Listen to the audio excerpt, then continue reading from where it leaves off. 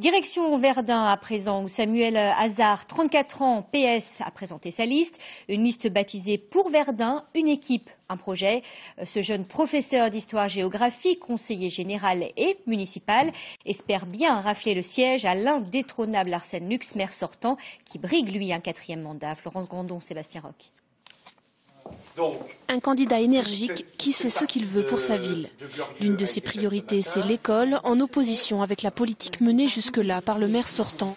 Il a fermé 6 écoles, il a voulu fermer le collège Maurice Barrès, établissement dans lequel j'enseignais et nous l'avons sauvé grâce évidemment à la mobilisation citoyenne il y a quelques années. Et aujourd'hui, en tant que conseiller général, nous venons d'investir 2 millions d'euros pour le réhabiliter. À 34 ans, Samuel Hazard sait où il va et d'où il vient. D'ici quelques jours, il aura fini le porte-à-porte qu'il s'est promis de faire pour aller à la rencontre de tous les Verdunois dans tous les quartiers, avec une préférence pour Glorieux qu'il a vu grandir. Voilà, le 5 rue Marius Potier, où j'ai habité pendant plus de 20 ans. Mon père était tailleur d'engrenage à la CORDM et puis ma mère était mère au foyer. Donc je suis issu d'un milieu populaire et j'en suis fier.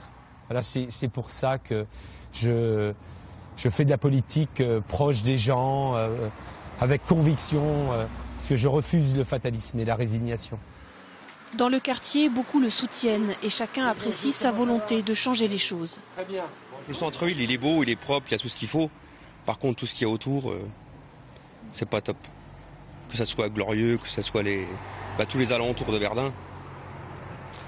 Il y a beaucoup de choses encore à refaire. Le prochain maire de Verdun sera le maire du centenaire de la Première Guerre mondiale.